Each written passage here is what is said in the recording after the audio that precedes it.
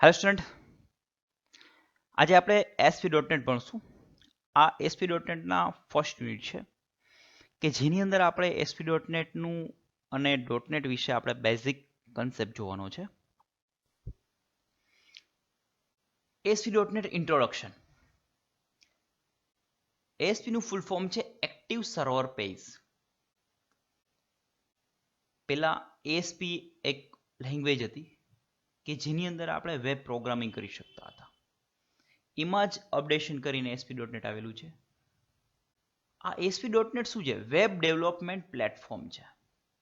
મતલબ કે કોઈ પણ વેબસાઇટ કે વેબ એપ્લિકેશન કે કંઈ પણ બનાવવું હોય એ ડેવલપ કરવા માટેનું આખું એક પ્લેટફોર્મ છે. ASP.NET છે માઇક્રોસોફ્ટ દ્વારા ડેવલપ કરવામાં આવેલું છે.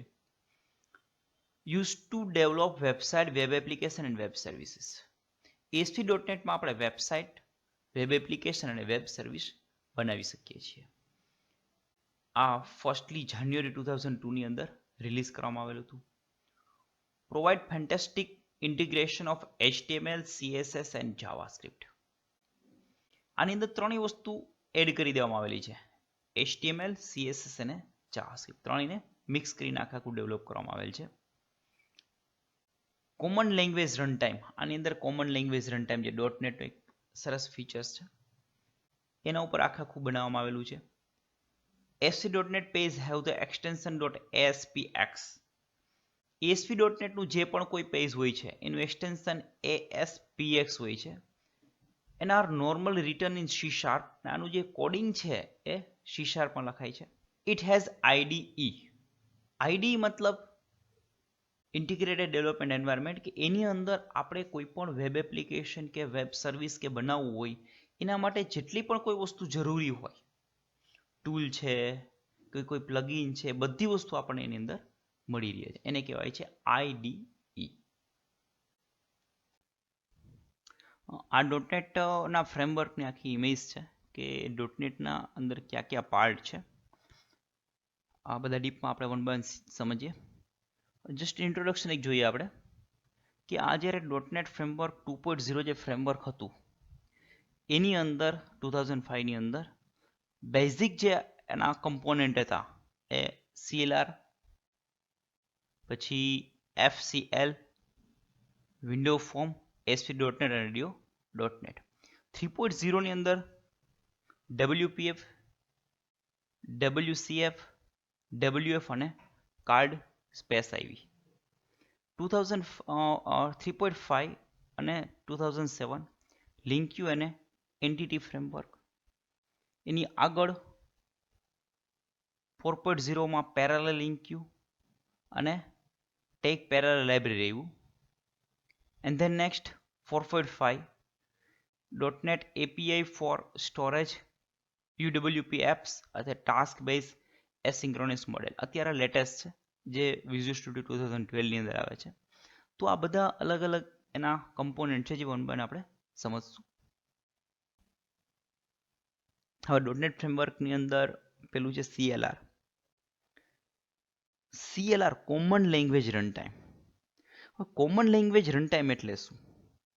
તો કે કોઈ પણ પ્રોગ્રામિંગ લેંગ્વેજની અંદર આપણે પ્રોગ્રામ બનાવ્યો હોય અને એને રન કરવા માટેનું જે એન્વાયરમેન્ટ છે એકદમ કોમન છે, એટલા માટે એને કહેવાય છે common language run time. CLR દ્વારા કોઈ પણ લેંગ્વેજનો પ્રોગ્રામ રન કરી શકીએ છીએ.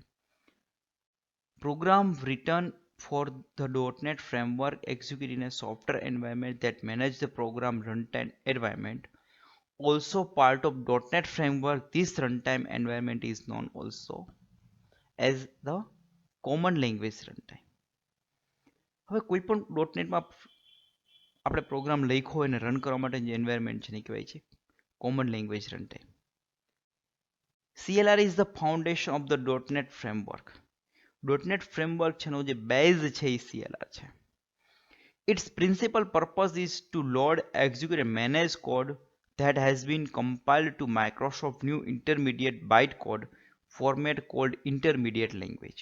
જો આ સમજવા જેવી છે. આનો મેઇન પર્પસ શું છે? તો કે કોઈ પણ પ્રોગ્રામને લોડ કરવો, એક્ઝિક્યુટ કરવો અને મેનેજ કોડ. કે મેનેજ કોડ શું છે? That has been compiled to Microsoft new intermediate byte code format. હવે આ ઇન્ટરમીડિયેટ કોડ પણ તમને સમજાવું ડીપની અંદર. પહેલા આપણે પૂરું કરી લઈએ. સેવરલ લેંગ્વેજીસ, એક કરતાં વધારે ઘણી બધી language, notably Microsoft Visual Studio .NET and C#.NET have compiled supporting this format and many more are currently in development.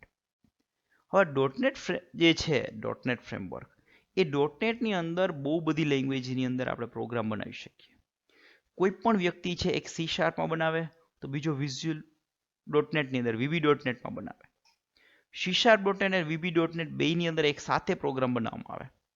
કોઈ પણ સોફ્ટવેરનો અડધો કોડ હશે એ .NET VB.NET હશે અને અડધો કોડ હશે એ C#.NET હશે. આવું કરવું હોય તો કરી શકીએ છીએ. આપણે એક ટીમ બનાવી હોય, એ ટીમની અંદર કોઈને VB ફાવે છે, કોઈને C# ફાવે છે, કોઈને SP ફાવે છે, તો આ બધા લોકો મળી અને પ્રોગ્રામ બનાવી શકે છે. તો આ હેતુથી આખું .NET ફ્રેમવર્ક બનાવવામાં આવેલું છે કે અલગ અલગ લેંગ્વેજની અંદર પ્રોગ્રામ તમે એક સાથે બનાવી શકો. એક જ એપ્લિકેશન અલગ અલગ કોડમાં બનેલી હોય અને બધાને મિક્સ કરી અને આખું એપ્લિકેશન ડેવલપ થાય છે. તો આ બધી એપ્લિકેશનને રન કરવા માટે એક CLR યુઝ થાય છે, કોમન લેંગ્વેજ રન ટાઈમ, કે જે બધી પ્રકારની લેંગ્વેજના પ્રોગ્રામને હેન્ડલ કરે છે. હવે આવું કઈ રીતના પોસિબલ છે? એના માટે ઇન્ટરમીડિયેટ કોડ આવે છે. ઇન્ટરમીડિયેટ કોડ એટલે શું? તો કે તમે ASP.NET ની અંદર પ્રોગ્રામ બનાવ્યો છે, એને કમ્પાઇલ કરી અને એક IL Microsoft intermediate language MSIL Microsoft intermediate language એની અંદર કન્વર્ટ કરી દેવામાં આવે. હવે એક VB.NET બન્યો છે તો એનો કોડ પણ MSIL કોડ રન થશે. C# છે એનો કોડ પણ એમાં થશે. એટલે બધાના એક ASP માટે કોમન જે છે લેંગ્વેજ, ઇન્ટરમીડિયેટ લેંગ્વેજ, એની અંદર બધા રન થઈને એમાં કમ્પાઇલ થઈને એના ફોર્મની અંદર આવી જશે. હવે આને બાઇટ કોડ કહેવાય છે. આ જે ફોર્મેટ છે એને કેવી કહેવાય છે? Byte code. મીન્સ કે ગમે લેંગ્વેજમાંથી પ્રોગ્રામ કેમાં કન્વર્ટ થશે? બાઇટ કોડમાં. બાઇટ કોડમાં આવ્યા પછી શું થશે? એને આપણે બધી ગમે એને એક્ઝિક્યુટેબલ મશીન ડિપેન્ડન્ટ કોડ બનાવવો હોય તો બનાવી શકીએ છીએ. તો આ રીતના એક ઇન્ટરમીડિયેટ કોડ છે. હવે તમને પ્રેક્ટિકલ એક્ઝામ્પલથી સમજાવું. વિશ્વની અંદર બહુ અલગ અલગ દેશો છે, એમાં બહુ બધાને અલગ અલગ લેંગ્વેજ છે. તો કોઈ ગુજરાતીમાં લેટર લખે, કોઈ હિન્દીમાં લખે, કોઈ ઉર્દુમાં લખે, કોઈ મરાઠીમાં લખે, કોઈ ચાઇનીઝમાં લખે, જાપાનીઝમાં, અલગ અલગ લેંગ્વેજોની અંદર લખે. પણ એ બધાને એક ઇન્ટરમીડિયેટ કોડ, ઇન્ટરમીડિયેટ લેંગ્વેજ મતલબ કે ઇંગ્લિશની અંદર કન્વર્ટ કરવામાં આવે. પછી એને આડાવડા ગમે ત્યાં રીડ કરો કરી શકો. તો MSIL પણ ઇંગ્લિશ જેવું છે કે ગમે એ લેંગ્વેજના કોડને કન્વર્ટ કરી અને MSILમાં લઈ લેવામાં આવે અને પછી એને તમારે બધાને મિક્સ કરીને તમે રન કરી શકો છો. તો આ રીતના આ છે CLR. હવે .NETના બીજા કમ્પોનન્ટ છે વિન્ડો ફોર્મ અને console application. Window form application એટલે કેવી એપ્લિકેશન થાય જેની અંદર ફોર્મ હોય, વિઝ્યુઅલ ફોર્મ. જેમ કે આપણે HTML ફોર્મ બનાવેલું છે એને વિન્ડો ફોર્મ કહેવાય છે. અને કોન્સોલ એપ્લિકેશન આપણે C લેંગ્વેજમાં જે C++માં પ્રોગ્રામ બનાવ્યા હતા એની અંદર તમે જે સ્ક્રીન જોયેલી હતી બ્લેક સ્ક્રીન ને વ્હાઇટ અક્ષર, એને કોન્સોલ એપ્લિકેશન કહેવાય. મીન્સ કે ASP.NET ની અંદર આપણે બંને પ્રકારની એપ્લિકેશન બનાવી શકીએ, વિન્ડો ફોર્મ અને console application. And then ASP.NET application. આપણે આગળ વાત કરીએ ASP.NETમાં આપણે અલગ અલગ પ્રકારની એપ્લિકેશન બનાવી શકાય. એમાં ASP.NET વેબસાઇટ છે. વેબસાઇટ પણ અલગ અલગ પ્રકારની છે. File system base website, HTTP base website અને FTP બેઝ વેબસાઇટ. અને એ વેબસાઇટ જેવું છે વેબ સર્વિસીસ. તો આ બધી વસ્તુ આપણે ASP.NETની અંદર ડેવલપ કરી શકાય છે. .NET framework base classes. આ એક .NETનું એક શું કહીએ કે સ્ટ્રેન્થ છે, એની તાકાત છે. Base classes. કોઈ પણ લેંગ્વેજ હોય એ રીચ કઈ રીતના કહેવાય તો કે એની પાસે કેટલી ફેસિલિટી છે. અને લેંગ્વેજમાં ફેસિલિટી મતલબ અલગ અલગ પ્રકારના ફંક્શનો કે જે ઓટોમેટિક તમને વર્ક કરી આપે છે. એક્ઝામ્પલ તરીકે સિમ્પલ ઇન્ટરેસ્ટ ફાઇન્ડ કરવો છે તો એનું સૂત્ર ન લખવું પડે, એનું ફંક્શન યુઝ કરી શકો તમે. એ રીતના કોઈ પણ વર્ક કરવા માટેના ફંક્શનો અવેલેબલ હોય એની ખાસ એક રિચેસ્ટ પોઈન્ટ કહેવાય. બીજું એક એક્ઝામ્પલ આપું તમને કે ભાઈ આપણે કોઈને મેલ કરવો છે તો એનું ફંક્શન ઓલરેડી તૈયાર જ હોય, ફક્ત આપણે એમાં અમુક આર્ગ્યુમેન્ટ આપવાની, બાકીને બધું કોડ એ કરી દે. SMS મોકલવો છે તો એનો કોડ પણ એમાં તૈયાર હોય, ખાલી ફંક્શન કોલ કરવાનું. વોટ્સઅપમાં મેસેજ ફોરવર્ડ કરવો છે તો એના માટે કોડ તૈયાર હોય, ફક્ત આપણે ફંક્શન કોલ કરવાનું. તો આ બધા ફંક્શનો અલગ અલગ પ્રકારના બહુ બધા લોટ્સ ઓફ ફંક્શનો છે. તો જો ફંક્શનો જે પ્રોગ્રામિંગ લેંગ્વેજ પાસે વધારે વધુ ફંક્શન એ બધાથી રિચેસ્ટ કહેવાશે. કારણ કે પ્રોગ્રામરને બહુ પ્રોગ્રામ ન કરવો, ફક્ત ફંક્શન જ કોલ કરવાના. આ વર્ક કરવું છે, આ ફંક્શન કોલ ગયો, આ વર્ક કરવું છે, આ ફંક્શન કોલ કરી લ્યો. તો રીતના જોઈને વર્ક અલગ અલગ કીધા. કોડ લોડિંગ એન્ડ એક્ઝિક્યુટિંગ, કે કોઈ પણ કોડને લોડ કરે અને એક્ઝિક્યુટ કરશે. એપ્લિકેશન મેમરી આઇસોલેશન, કોઈ પણ મેમરીને આઇસોલેશન વર્ક કરવું હોય એની અંદર, એના માટેનું લાઇબ્રેરી. એક્સેસ ટુ મેટાડેટા, મેટાડેટાને એક્સેસ કર્યું હોય, ડેટાબેઝ સાથે વર્ક કરવાની વાત છે. Verification of type safety, verification of type safety મતલબ ઇન્ટીજરમાંથી ફ્લોટમાં, ફ્લોટમાંથી ઇન્ટીજરમાં કન્વર્ટ કરીએ ત્યારે પ્રોબ્લેમ નથી થતો ને કોઈ, એનાથી પ્રોગ્રામ ક્રેશ નથી થતો ને, એ સેફ્ટી ચેક કરશે. Managing memory for managed object, manage અને અનમેનેજ બે શબ્દ છે આમાં. મેનેજ એટલે એવું કે જેને પ્રોપરલી મેનેજ કરી શકે છે. મેનેજ કરવાનો મતલબ સિમ્પલી આપણે સમજીએ કે કોઈ પણ મોબાઈલ હોય જે આપણને સારી રીતના ઉપયોગ કરતા આવડે છે અને આપણે મેનેજ કર્યો કહેવાય. પણ એવો કોઈ મોબાઈલ કે જેને આપણે ઉપયોગ નથી કર્યો અને જેને મેનેજ કરતા નથી આવડતું, અનમેનેજમાં જશે. મેનેજ તમે કઈ વસ્તુ કરી શકો જેના વિશે તમને નોલેજ હોય, અને મેનેજ કોને નથી કરી શકતા જેના વિશે તમને નોલેજ નથી. તો આમાં મેનેજ ઓબ્જેક્ટ એટલે શું ને અનમેનેજ ઓબ્જેક્ટ એટલે શું? આપણે આગળ વાત કરી આગળ થોડી વાર પહેલા કે .NETની અંદર ASP છે, VB છે, C# છે, એમાં પ્રોગ્રામ બને. જાવામાં બને એવું નથી બોલ્યો, કારણ કે .NETમાં જાવા સપોર્ટ નથી કરતી. તો VBમાં લખેલો કોડ, ASP.માં લખેલો કોડ કે C# લખેલો કોડ .NET અંદર સારી રીતના મેનેજ થઈ શકે છે, એટલે મને મેનેજ ઓબ્જેક્ટ કહેવાય છે, મેનેજ કોડ કહેવાય છે. જ્યારે જાવાનો કોડ મેનેજ થતો નથી, એટલા માટે જાવામાં લખેલા કોડને અનમેનેજ કોડ કહેવામાં આવે છે. તો એ જે અનમેનેજ કોડ છે ને પહેલા કન્વર્ટ કરીને મેનેજ કોડમાં લેવો પડે, પછી જ રન કરી શકીએ, બાકી કરી શકતા નથી. તો એના માટે જે મેમરીનું મેનેજમેન્ટ છે, મેનેજમેન્ટ કરવા માટેનો પણ બેઝ ક્લાસ લાઇબ્રેરી અવેલેબલ છે. Client server architecture. હવે ક્લાયન્ટ સર્વર આર્કિટેક્ચર એટલે શું આપણને ખ્યાલ જ છે કે કોઈ પણ વેબસાઇટ આપણે કોલ કરવી હોય તો આપણા કોમ્પ્યુટરમાં નહીં હોય, એ વેબ સર્વરમાં હશે. તો આપણે શું કરશું, રિક્વેસ્ટ મોકલીએ છીએ. જો એ નીચે બતાવેલું છે, ક્લાયન્ટ છે એ શું કરે છે, ફર્સ્ટ પ્રોસેસ રિક્વેસ્ટ કરે છે. એ જે રિક્વેસ્ટ છે ને HTTP કહેવાય છે. કોઈ પણ વેબસાઇટની આગળ HTTP લખેલા છે, હાઇપર ટેક્સ્ટ ટ્રાન્સફર પ્રોટોકોલ. તો વેબસાઇટ માટેનો જે મેઇન પ્રોટોકોલ છે HTTP છે. HTTP પ્રોટોકોલનું કામ શું છે, તો કે ક્લાયન્ટની રિક્વેસ્ટને સર્વર સુધી પહોંચાડવી, સર્વર રિક્વેસ્ટ એક્સેપ્ટ કરે એટલે પાછો રિસ્પોન્સ છે એ ક્લાયન્ટ સુધી પહોંચાડવું. તો આને HTTP રિક્વેસ્ટ કહેવામાં આવે. એ રિક્વેસ્ટ સર્વરમાં જશે.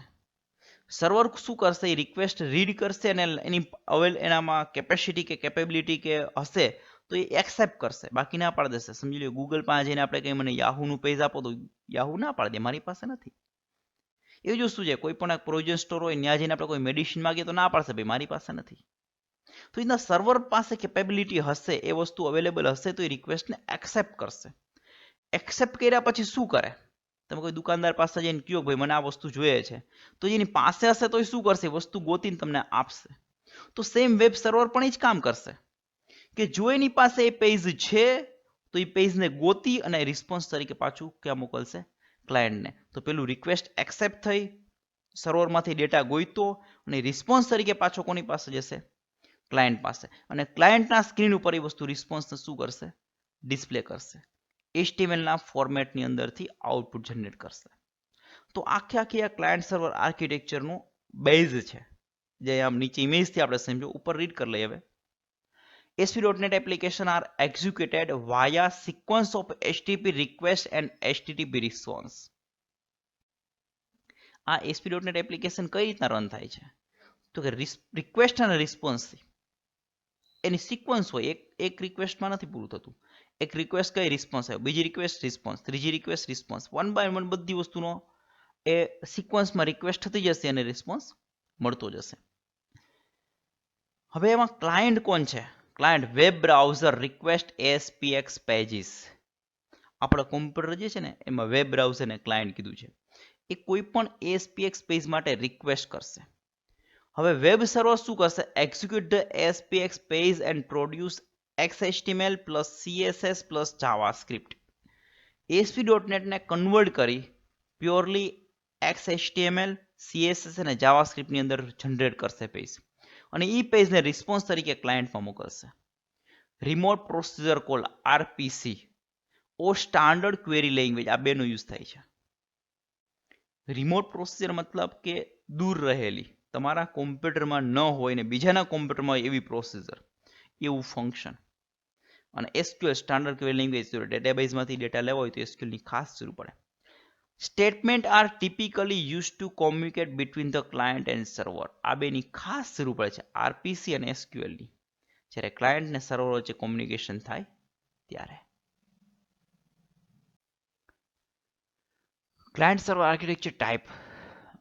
ક્લાયન્ટ સર્વર આર્કિટેક્ચર જે છે ને અલગ અલગ ટાઈપ્સ છે. એમાં 1 ટાયર, 2 ટાયર, 3 ટાયર અને એક n ટાયર પણ આવે છે. હવે 1 ટાયર એટલે શું? તો કે એક જ સર્વરની અંદર રિક્વેસ્ટ ને રિસ્પોન્સ ને બધી વસ્તુ એમાં જ થતી હોય. એક જ સર્વરમાં આખી વેબસાઇટ સ્ટોર કરેલી હોય. It's cold 1 tyre. 2 ટાયર કે બે અલગ અલગ પીસી હશે, બે અલગ અલગ સર્વર હશે આખી રિક્વેસ્ટને એક્સેપ્ટ કરવા માટે. ફોર એક્ઝામ્પલ, એક પીસી હોય એની અંદર ડિઝાઇનિંગ હોય ને બીજામાં ડેટાબેઝ હોય. એના જે વેબસાઇટના અલગ અલગ લેયરો છે એ ડિવાઈડ કરેલા હશે. 3 ટાયર મીન્સ કે 3 કોમ્પ્યુટરો હશે, 3 અલગ કમ્પોનન્ટ હશે ને એના દ્વારા આખી વેબસાઇટને રન કરવામાં આવશે. તો અહીંયા 1 ટાયર, 2 ટાયર અને 3 ટાયર એપ્લિકેશન આવે છે. ASP.NET life cycle. હવે આ કોઈ પણ વેબસાઇટ હોય, એપ્લિકેશન હોય, એનું લાઈફ સાયકલ કેવું છે એ નક્કી કરે છે. જનરલી આપણે આગળ જોઈ ગયા, લાઈફ સાયકલો ઘણા બધા આવી ગયા. ASP.NET process pages to product dynamic output.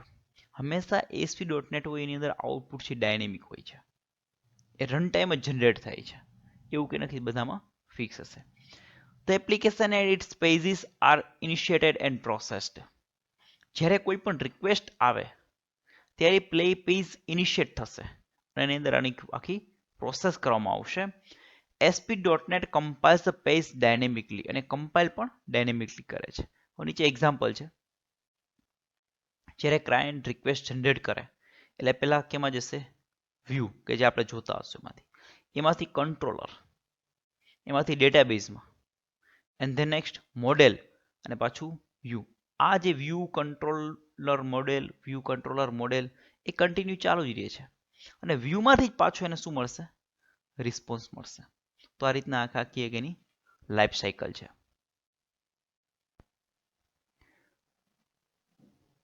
User make a request for accessing application resource a page. Browser send this request to the web server. આપણે આગળ જોઈ ગયા કે ક્યારે કોઈ વસ્તુની આપણે જરૂર પડે તો આપણે એને રિક્વેસ્ટ દ્વારા મેળવીએ છીએ. A unified pipeline receive the first request and the following event take places. હવે પહેલા શું થશે કે સર્વર છે રિક્વેસ્ટને એક્સેપ્ટ કરે છે અને પછી એના પછીના વર્ક ચાલુ કરે છે. તો પેલું વર્ક શું છે? An object of the class application manager is created. Application મેનેજરનો ક્લાસ છે પહેલા તો ક્રિએટ થશે. An object of the class hosting environment is created to provide information regarding the resource. હવે નેક્સ્ટ શું થાય છે? તો એ ક્લાસનો જે ઓબ્જેક્ટ ક્રિએટ થાય એ શું કરીએ? Hosting environment is created to provide information regarding the resource. તમારો જે રિસોર્સ છે એના વિશેની ઇન્ફોર્મેશન હશે પ્રોવાઈડ કરશે ઓબ્જેક્ટ ક્રિએટ થયા પછી. Top level item in application are compiled. એપ્લિકેશનની અંદર સૌથી ટોપમાં જે વસ્તુ હશે એને કમ્પાઇલ કરશે. તો આ રીતના રિક્વેસ્ટ એક્સેપ્ટ થયા પછી આ 3 વર્ક કરે છે. હવે આગળ રિસ્પોન્સ ઓબ્જેક્ટ આર ક્રિએટેડ. આખું વર્ક પૂરું થયા પછી રિસ્પોન્સ ઓબ્જેક્ટને ક્રિએટ કરે છે. તો એપ્લિકેશન ઓબ્જેક્ટ સચ એજ HTTP context, HTTP request and HTTP responses are created and initiated. હવે એપ્લિકેશન ઓબ્જેક્ટની જેમ HTTP context, HTTP request, HTTP response આ બધા ઓબ્જેક્ટ ક્રિએટ થાય છે અને ઇનિશિએટ થાય છે. આ બધાના કામ અલગ અલગ હોય. HTTP context છે એની અંદર આખો ડેટા સ્ટોર કરેલો હોય. રિક્વેસ્ટ ઓબ્જેક્ટ અને રિસ્પોન્સ ઓબ્જેક્ટ છે બેની અંદર રિક્વેસ્ટ કઈ રીતના આવી, એમાં શું હતું, સાથે કેટલા ઓબ્જેક્ટ હતા, એ બધી વસ્તુ હશે. અને રિસ્પોન્સમાં આપણે પાછો જે રિસ્પોન્સ મોકલવો છે એના વિશેની આખી ડિટેલ આપવામાં આવેલી હશે. The instance of the HTTP application object is created and assigned to the request. હવે આપણે જે HTTP એપ્લિકેશન ઓબ્જેક્ટ હોય એનો જે ઇન્સ્ટન્સ બનેલો હોય એ ક્રિએટ કરી અને એની અંદર બધી વસ્તુ આપણે રિક્વેસ્ટ આવી એમાં અસાઇન કરશું.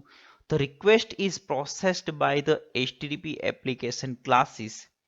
Different events are raised by this class for processing the request. હવે રિક્વેસ્ટ છે એને ઉપર આખી પ્રોસેસ કરવામાં આવે અને અલગ અલગ પ્રકારની ઇવેન્ટ એમાં જનરેટ થશે, એનો રિસ્પોન્સ આપશે. Page architecture. હવે આપણે જ્યારે રિક્વેસ્ટ કરીએ છીએ ત્યારે પેજ સર્વરમાં જનરેટ થાય છે અને રિસ્પોન્સ મળે છે અને લાસ્ટમાં એ અનલોડ થાય છે. એ આખી પ્રોસેસ આમાં લખેલી છે. તો પેલા પેજ જનરેટ થાય પહેલા સૌપ્રથમ રિક્વેસ્ટ આવશે. પેજની રિક્વેસ્ટ આવ્યા પછી આખી પ્રોસેસ આગળ ચાલુ થાય છે આગળ. The page request occur before the life cycle of the page executed. ASP.NET check whether the page needed to be parsed or cached version to be sent to the user. હવે પહેલા આપણે request કરીએ. આપણે request કરીએ પછી પેજની procedure start થાય છે. એ પણ પહેલા જોશે કે ભાઈ આ પેજ કેચ વર્ઝન લેવાનું છે કે એનું પાર્સ કરવું પડે એમ છે. હવે પાર્સ કરવું અને કેચ વર્ઝનમાં તમને સમજાવું. રિસેન્ટલી કોઈ તમને મોબાઈલ નંબર પૂછ્યા હોય, આમાં ભાઈના મોબાઈલ નંબર શું છે, અને હું તમને એ મોબાઈલ નંબર પૂછું, તમને યાદ હોય ડાયરેક્ટ તમે મોબાઈલ નંબર બોલી જશો આ મોબાઈલ નંબર છે એમના. તમારે કોઈ મોબાઈલ જોવું નહીં પડે કે મોબાઈલમાં. તો એ રીતના રિસેન્ટલી જો એ પેજને પાર્સ કરવામાં આવેલું હોય અને એની કોપી જો સર્વરમાં ઓલરેડી તૈયાર પડી હોય અને રિક્વેસ્ટ આવે તો એ પેજ ડાયરેક્ટ આપી દેશે. એને આખું પાર્સ કરવું મીન્સ કમ્પાઇલ કરવું, પાર્સ કરવું પડતું નથી. તો જ્યારે રિક્વેસ્ટ આવે ત્યારે પેલા સર્વર નક્કી કરશે કે આની કેચ વર્ઝન આપવું છે કે નવું પાર્સ કરવાનું છે. હવે જો પાર્સ કરવાનું થાય તો start the page properties request and response values are set in the start phase of the page. હવે જ્યારે રિક્વેસ્ટ આવી હોય ત્યારે રિક્વેસ્ટ અને રિસ્પોન્સની અંદર અમુક વેલ્યુ આવેલી હોય એ બધી સ્ટાર્ટ ફેઝની અંદર સેટ કરવામાં આવશે. Is post back and UI culture property are set in the start method. Start મેથડની અંદર આ બે પ્રોપર્ટી સેટ કરવામાં આવશે. Initialization. In the initialization phase, control are available on the page. જેટલા બી કંટ્રોલ હોય પેજમાં બધા અવેલેબલ થશે. Every control has unique ID property. આપણે જ્યારે ફોર્મની ડિઝાઇન કરીએ ત્યારે ખાસ ધ્યાનમાં રાખવાનું છે કે એની અંદર જે આપણે આઈડી આપીએ આઈડી યુનિક હોવું જોઈએ. એકને એક આઈડી એક કરતા વધારે કંટ્રોલને આપવાના થતા નથી. હવે next load. During the load phase, the request is post back and control property are loaded with information. Loading ટાઈમની અંદર આપણે રિક્વેસ્ટની અંદર પોસ્ટ બેક સેટ કરશું અને કંટ્રોલની બધાની પ્રોપર્ટી સેટ કરશું. Rendering. The view state of the controls on the page is saved before rendering on the server. Render કરવું મતલબ આખું રીડ કરવું, એટલે એ બધું કર્યા પહેલા એની બધી પ્રોપર્ટીની વેલ્યુ છે એ સેવ કરશે. The page call the render method for every control. દરેક કંટ્રોલ માટે રેન્ડર મેથડ કોલ કરવામાં આવશે. રેન્ડર કરવું મતલબ કે આખું એનું રીડ કરી નાખે કે ડિઝાઇનિંગ કરે. Next unload. હવે બધું કમ્પ્લીટ થઈ ગયું, પેજ થઈ ગયું અને રિસ્પોન્સ અપાઈ ગયો. લાસ્ટમાં the event is raised after the control is completely rendered. The request and response property are unloaded and cleanup is performed. Complete કામ પૂરું થઈ ગયા પછી રિક્વેસ્ટ અને રિસ્પોન્સની જે પ્રોપર્ટી હોય એને અનલોડ કરીને ક્લીનઅપ કરવાનું કામ કરવામાં આવશે.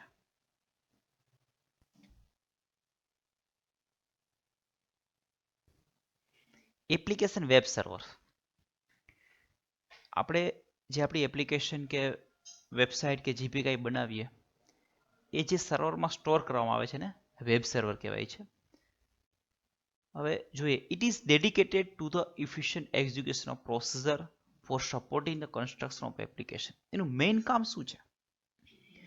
તો કે આપણી જે વેબ એપ્લિકેશન બનાવી હોય એ એપ્લિકેશનમાં સપોર્ટિંગ માટે જે પણ કોઈ પ્રોગ્રામ, રૂટીન, સ્ક્રિપ્ટ, પ્રોસીજર જે પણ કાંઈ હશે એને સારી રીતના એક્ઝિક્યુટ કરવું, આ એનું મેઇન કામ છે.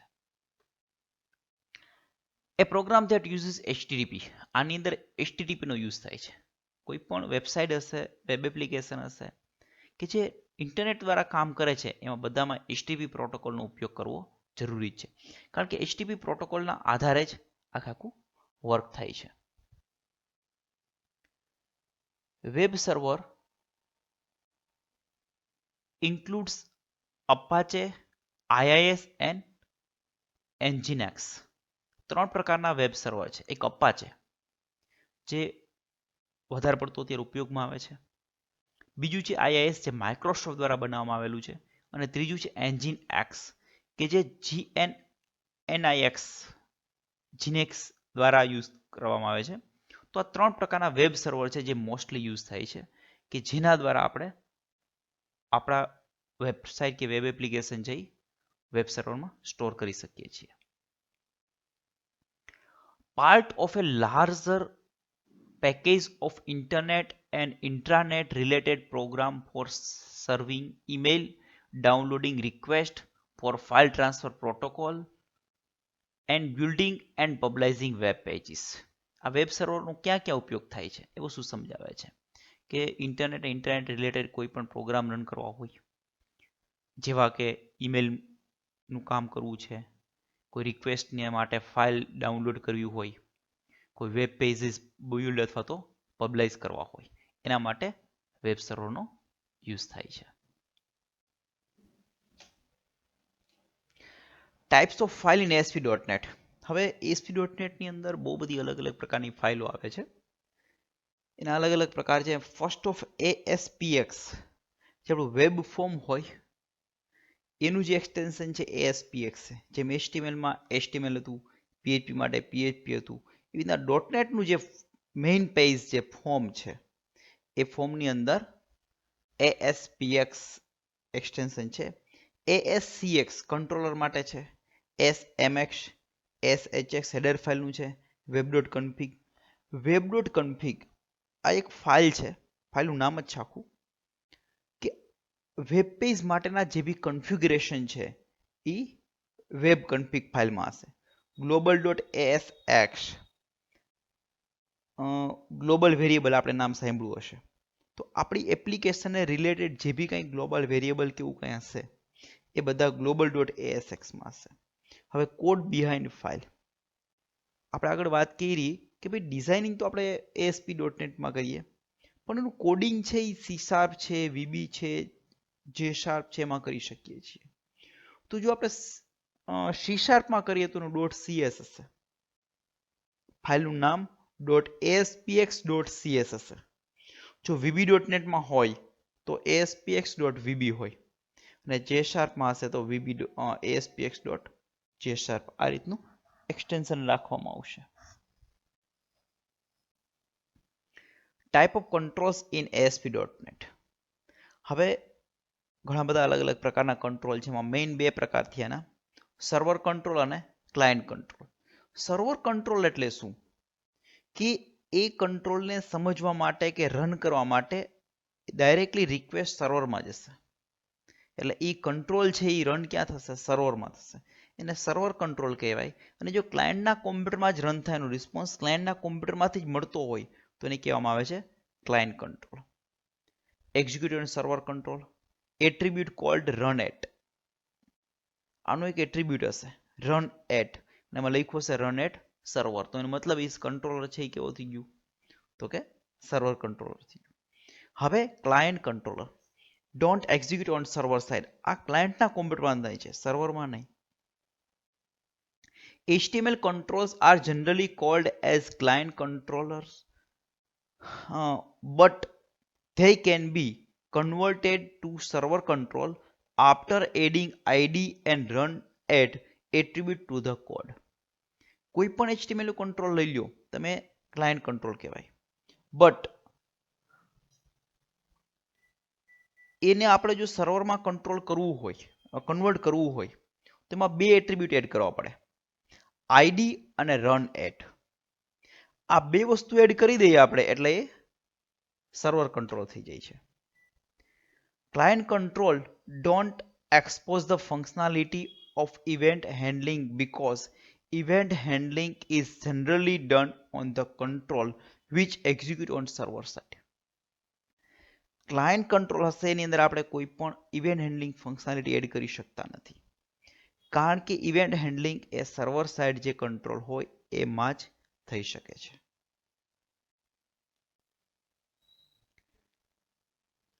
હવે ક્લાયન્ટ કંટ્રોલ ક્યાં ક્યાં છે?